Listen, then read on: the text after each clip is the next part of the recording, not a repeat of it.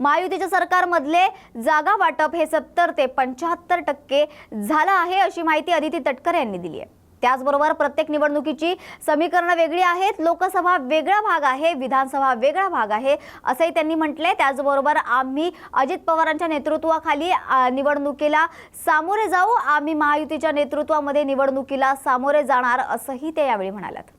हां विजा लाडकी बहीण योजनेचा तिसरा हप्त्या संदर्भामध्ये कधीपर्यंत निर्णय होणार आहे? कारण की 25 तारीख आलेली, 5 दिवस राहिले। मुख्यमंत्री माझी लाडकी बहीण या योजनेअंतर्गत तिसरा राज्यस्तरीय कार्यक्रम जो आहे तो येत्या 29 सप्टेंबर रोजी रायगड जिल्ह्यामध्ये आयोजित होत आहे।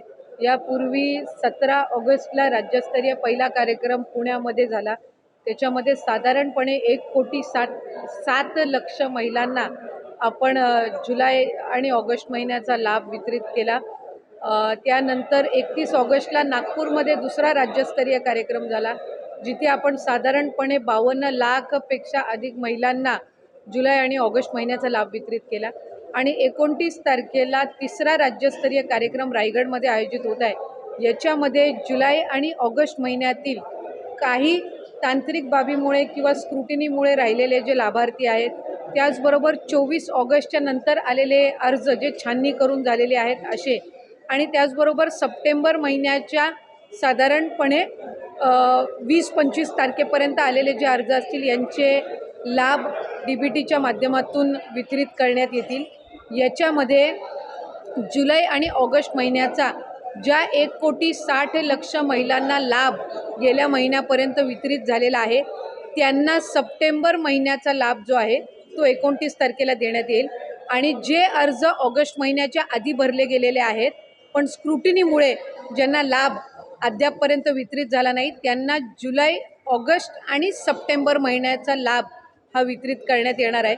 त्यामुळे साधारणपणे आमचा प्राथमिक अंदाज आहे की पहिले जुलै आणि ऑगस्ट महिन्यामध्ये पात्र झालेले आणि पहिल्या 2 महिन्याचा लाभ मिळालेले 1,60,00,000 आणि त्याचबरोबर नवीन जे काही अर्ज प्राप्त झालेले आहेत त्यानंतर 24 ऑगस्ट नंतर किंवा त्याआधी काही कारणास्तव राहिलेले असे जवळपास 45 ते 50 लाख अशा महिलांना, म्हणजे 2 कोटीपेक्षा अधिक महिलांना 29 सप्टेंबरच्या दिनी त्यांना लाडकी बहीण योजना जी आहे, मुख्यमंत्री माझी लाडकी बहीण या योजनेच्या लाभाचं वितरण होणार आहे।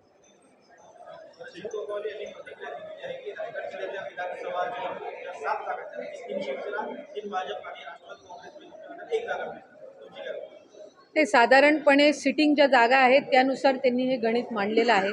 त्याच्यामुळे सध्याच्या परिस्थितीनुसार जे आहे त्याच्या संदर्भामध्ये त्यांनी भाष्य केलेलं आहे। महायुती म्हणून आम्ही निवडणुकीला सामोरं जाणार आहोत आणि महायुतीच्या संदर्भातला जो अंतिम निर्णय आहे ते तिन्ही पक्षाचे जे राष्ट्रीय नेते आहेत, राज्याचे जे आमचे 3 प्रमुख आहेत ते घेतील आणि त्यानुसार महायुती म्हणून आम्ही सर्व कार्यकर्ते ताकदीने त्या ज्या काही विधानसभेच्या जागा असतील ते लढवणार आहोत। अशा पद्धतीची कुठेही चर्चा नाही। काही माध्यमांच्या कडून किंवा काही विरोधकांमधल्या काही घटकांच्याकडून अशा पद्धतीच्या साधारणपणे अफवा दर आठवड्याला उठवल्या जात आहेत। राष्ट्रवादी काँग्रेस पक्ष अजितदादांच्या नेतृत्वाखाली महायुतीच्या सरकारमध्ये फक्त सहभागी म्हणून नाही तर पुढच्या कालावधीमध्ये महायुती म्हणूनच आम्ही निवडणूक लढवणार आहोत।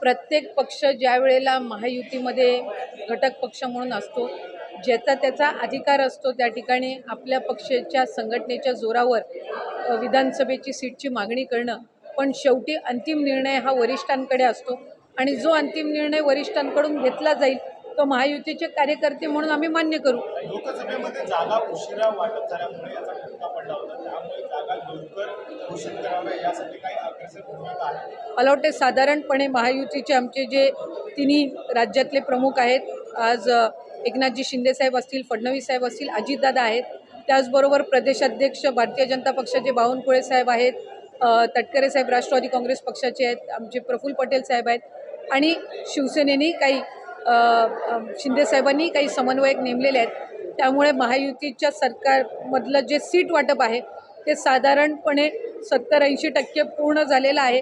पुढच्या काही ज्या जागा असतील ज्याच्यावर अडचणी असतील त्यावरही लवकरात लवकर तोडगा निघेलच आणि अशा पद्धतीनं ताकदीने निवडणुका लढवण्याचा निर्धार महायुतीच्या आमच्या सर्व नेत्यांनी आणि कार्यकर्त्यांनी केलेला आहे.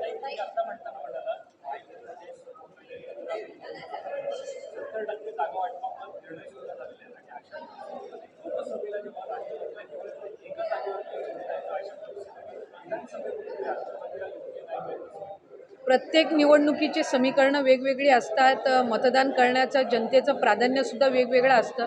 त्यामुळे लोकसभा एक वेगळा भाग होता. विधानसभा लढवत असताना शेवटी आज दादांच्या कार्यपद्धतीवर विश्वास करून 40पेक्षा जास्त आमदार हे आज दादांसोबत आहेत. ते सिटिंग आमदार आहेत. आपापल्या मतदारसंघामध्ये त्यांचं प्राबल्य आहे. या व्यतिरिक्त आणखीन अशा 25-30 जागा आहेत जिथं राष्ट्रवादी काँग्रेस पक्ष अजितदादांच्या नेतृत्वाखाली आम्ही ताकदीने निवडणुकीला सामोरं जाऊ शकतो. त्याच्यामुळे कुठेही अशा पद्धतीचा दुजाभाव नाही. आणि राष्ट्रीय आमचे जे महायुतीचे नेते आहेत त्यांनी एक बाब स्पष्ट केलेली आहे की आम्ही तिन्ही पक्ष आणि जे मित्र पक्ष आहेत ते आम्ही ताकदीने निवडणुकीला सामोरं जायचे.